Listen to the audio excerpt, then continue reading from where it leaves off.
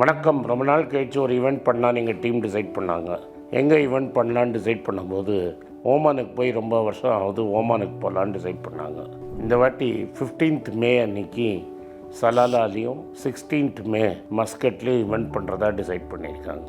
So சலாலாலையும் மஸ்கட்லேயும் உங்களை சந்திக்கிறேன். இந்த வீடியோட டிஸ்கிரிப்ஷனில் அந்த கூகுள் ஃபார்ம் இருக்குது. அந்த கூகுள் ஃபார்ம் ஃபில் பண்ணி அனுப்பிச்சிங்கன்னா எங்கள் டீம் உங்களை கான்டாக்ட் பண்ணுவாங்க. வணக்கம், good morning, happy morning, wonderful morning. இன்றைக்கி டிசிஷன் மேக்கிங் பற்றி பேசுவோம்.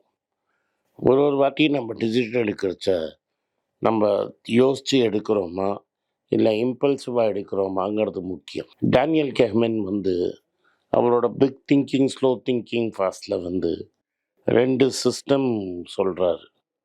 ஒன்று டைப் 1 திங்கிங், இன்னொன்று டைப் 2 திங்கிங்னு சொல்கிறார். டைப் 1 திங்கிங்கிறது நம்ம யோசிக்காமையே பதில் சொல்கிறது. டைப் 2 திங்கிங்கிறது யோசித்து நிதானமாக கரெக்டான பதில் சொல்கிறது. மோஸ்ட் ஆஃப் தி டைம் நம்ம பிரெயின் என்ன பண்ணுன்னா யோசனை பண்ணாமல் பதில் சொல்லிடும். அதனால் டக்குன்னு நம்மளுக்கு கிளியராக புரியாது. அதுக்கு 2-3 எக்ஸாம்பிளும் கொடுப்பார். அதை பார்க்குறச்ச இந்த தப்பை நம்ம பண்ணிட்டோமே, கொஞ்சம் யோசிச்சுருந்தா நம்மளுக்கு ஆன்சர் கரெக்டாக வந்துருமேன்னு நம்மளுக்கு தோணும். அதில் ஒரு எக்ஸாம்பிள் என்ன சொல்லுவார்னா, ஒரு பாண்டு இருக்குது. அந்த பாண்டில் ஒரு லில்லி பிளான்ட் மாதிரி போடுறீங்க, ஒரு தாமரை கொடை படறது. அதில் எவ்ரிடே டபுள் ஆகும் பொசிஷனுங்கிறது. இன்றைக்கி 10 அடி 10% ஆகிடுச்சுன்னா நாளைக்கு 20% ஆகிடும் அப்படிங்கிறார். எவ்ரிடே டபுள் ஆகி 10 நாள் கஷ்டப்பட்டு வேலை செஞ்சு அது 50 எடுத்த பொசிஷன் 50% ஃபுல் ஆகிடுச்சு. இப்போது 10 நாளில் 50% ஃபுல்லாகிருக்கு அப்படின்னா அடுத்த 50% ஃபுல்லாகிறதுக்கு எவ்வளோ நாள் ஆகும் அப்படிம்பாங்க. முக்கால்வாசி பேர் யோசிக்காமல் என்ன சொல்லுவீங்கன்னா இன்னொரு 10 நாள் ஆகும்பீங்க. ஆனால் பொசிஷன் முன்னாடி என்ன சொல்லியிருந்தார், டபுள் ஆகும்பார். அப்போ 1 2 ஆகும், 2 4 ஆகும். ஸோ 50லே 100 ஒரே நாளில் போயிடும். இதுதான் இப்போ ஜியோமெட்ரிக் ப்ரோக்ரஷன், இதுதான் பவர் ஆஃப் காம்பவுண்டிங். அது நான் சொல்ல வரல. ஏன்னா உங்களுக்கு டபுளுங்கிறத மறந்துட்டு என்ன பண்ணணும்னா மூளை 50%க்கு 10 நாள்னா அடுத்த 50% நம்மளுக்கு 10 நாள்னு மூளை கொண்டு போய் உங்களை குழப்பிடும். இது டைப் 1 திங்கிங்க்கும் டைப் 2 திங்கிங்க்கும் வித்தியாசம் சொல்லிடுறார். நம்ம என்ன பண்ணாலும் கொஞ்சம் டைப் 2 திங்கிங்கை உள்ளே கொண்டு அதுலேருந்து முடிவு எடுத்தோம்னா நம்ம வாழ்க்கை பெட்டராக இருக்குங்கிறது என்னோட கருத்து. ஏன்னா நம்ம இம்பல்ஸில் முடிவு எடுத்தோன்னு வைங்க, நம்மளை அது வாழ்க்கையில் கான்சிக்வன்சஸ் ரொம்ப ஜாஸ்தியாக படுத்தும். இப்போது நான் டெய்லி ஒரு கேக் சாப்பிட்டாதான் ஒரு 6 மாதத்துல எனக்கு பெருசாக வெயிட் டிஃப்ரென்ஸ் தெரியும். ஆனால் ஒரு கேக் எடுத்து வாயில் போட்டேன்னா டெய்லி என் முன்னாடி கேக் வந்ததுன்னா என்னால் ரெசிஸ்ட் பண்ணுறது கஷ்டம். இன்றைக்கி ஒரு நாளைக்கு மட்டும் கேக் சாப்பிட்றேன், நாள்லேருந்து கேக் சாப்பிட மாட்டேன் அப்படின்னு சொல்கிறது நெக்ஸ்ட்டு இம்பாசிபிள். அதனால் அந்த இம்பல்சிவ் டிசிஷனை கட் பண்ணி என்னால் கேக்கை முன்னாடி வச்சாலும் எனக்கு வேணாம் இந்த கேக்குன்னு சொல்ல தோணும். இல்லை எனக்கு முன்னாடி இருக்கிற ஸ்வீட்டை எனக்கு வேண்டாம் அப்படின்னு சொல்ல தெரியணும். இது சொன்ன தெரிஞ்சாதான் நான் அந்த இம்பல்சிவ் டிசிஷனை அவாய்டு பண்ண முடியும். இதை any decision cannot be impulsive or emotional.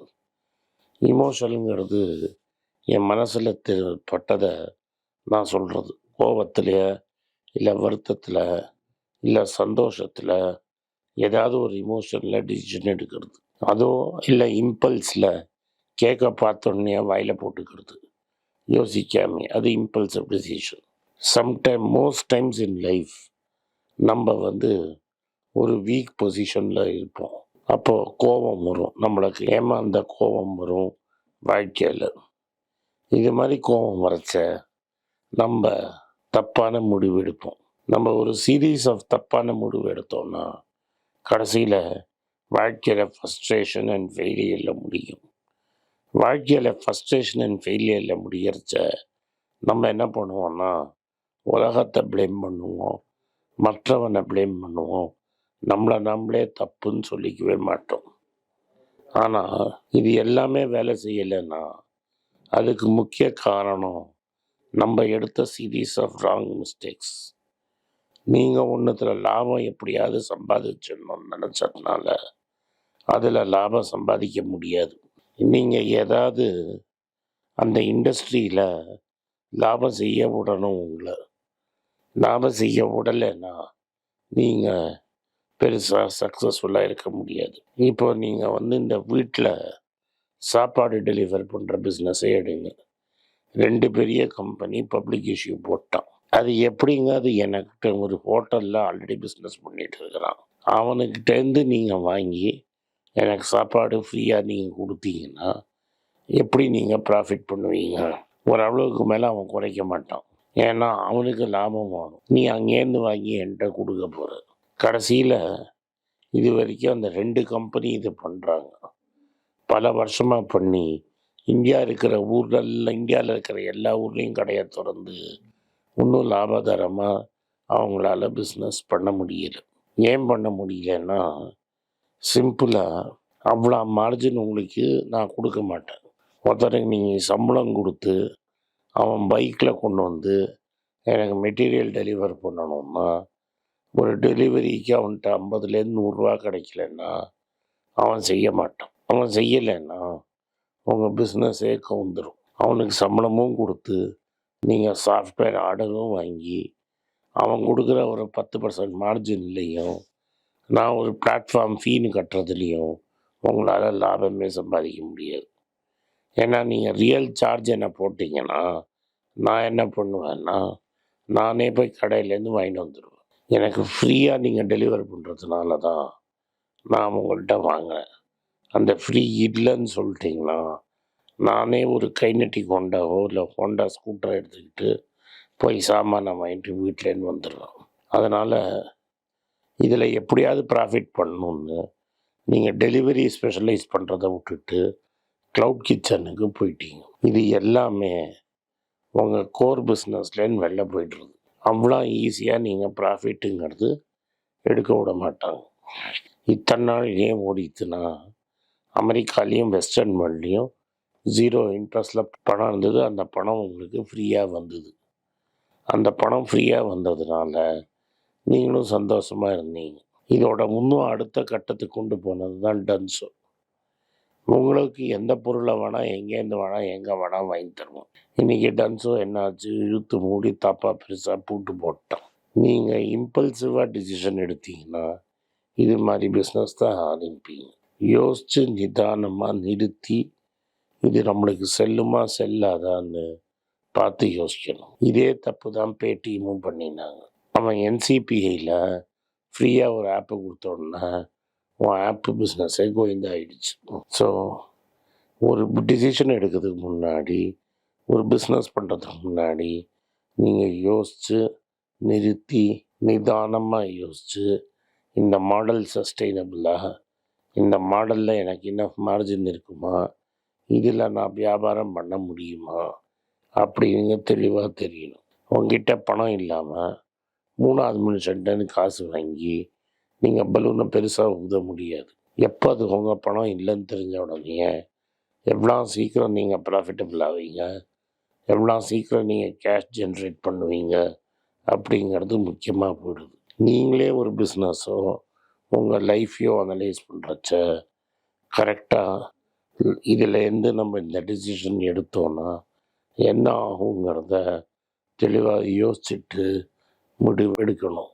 இல்லாட்டா இது மாதிரி ஏதாவது ஒரு பிஸ்னஸ் பண்ணோங்கிறதுக்காக பண்ணிவிட்டு ஒரு வருஷம் 2 வருஷம் பணத்தெல்லாம் போட்டு ஓட்டிட்டு அப்புறம் இழுத்து மூடுறதுல அர்த்தமே இல்லை.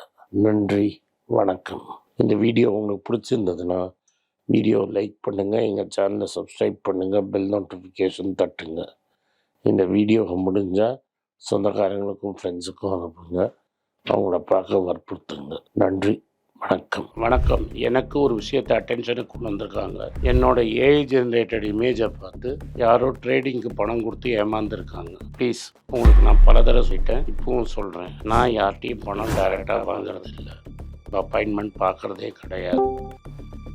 அதனால் என்னை பார்க்கலான்னு யாராவது காசு கேட்டாலும் இல்லைன்னு சொல்லிவிடுங்க. அடுத்தது ஒரு இமெயில் ஐடி இருக்குது, அதில் போட்டால் எங்கள் டீம் கான்டாக்ட் பண்ணுவாங்க. அது டைம் ஆகுதுன்னா வினோதோட இன்ஸ்டாகிராம் அக்கௌண்ட்டில் வினோத்திட்ட மெசேஜ் பண்ணுங்க. அவன் என் தம்பி, அதுலேயும் அவன் காசு கேட்க மாட்டான். காசு கேட்குறாங்கன்னா ஏமாறுறீங்க. யார் என்ன சொன்னாலும் கம்பெனிக்கு செபி அல்லது ஐஆர்டிஏ அல்லது ஆர்பிஐ ரெஜிஸ்ட்ரேஷன் இருக்கணும்.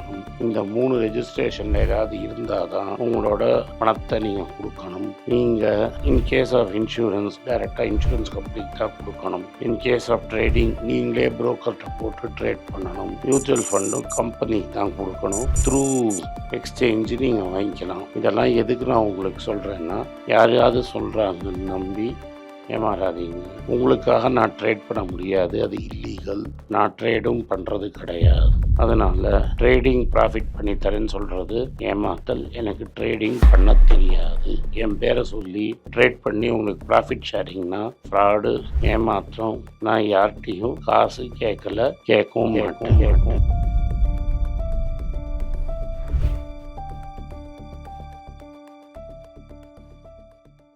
உங்கள் பேராதரவுக்கு மிக்க நன்றி.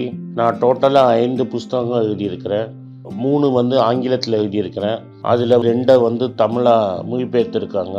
ஸோ டோட்டலாக 5 புஸ்தகம் ஆச்சு. இந்த 5 புஸ்தகத்துக்கு ஹார்ட் காப்பி வேணும்னா நீங்கள் கீழே இருக்கிற வாட்ஸ்அப் நம்பருக்கு மெசேஜ் அனுப்பிச்சிங்கன்னா எங்கள் டீம் உங்களை கான்டாக்ட் பண்ணுவாங்க. இந்த 5 புஸ்தகங்களில் 3 புஸ்தகம் கிண்டலில் இருக்குது. அமேசானில் கிண்டலில் வாங்கணும்னு ஃபீல் பண்ணுறவங்க நேராக கிண்டலில் வாங்கிக்கலாம். தமிழ்லேயே யாராவது ஃபைனான்ஸ் நியூஸ் படிக்கணும்னு ஃபீல் பண்ணிங்கன்னா தயவு செஞ்சு moneypage.com விசிட் பண்ணுங்கள்.